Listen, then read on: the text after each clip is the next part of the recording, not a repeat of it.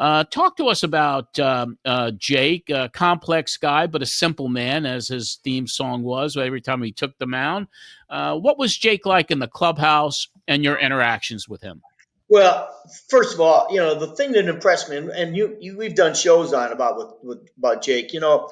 What impressed me the most is he had a feel for pitching.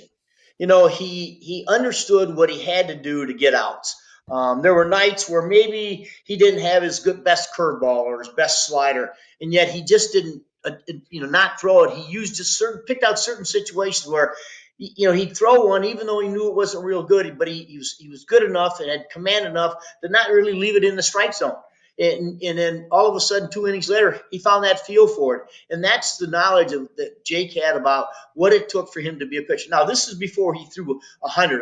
When he was with me, he was 93 to 96 and still a great arm. But, his presence on the mound, I go back to in the playoff game in Los Angeles, Game 5, what he did in Game 5 with probably his secondary stuff. I mean, it wasn't even his best outing. And yet he looked up and he gave us 6 2/3 innings of outstanding baseball, and that was Jake deGrom. And in the clubhouse, the most fun-loving guy you ever saw.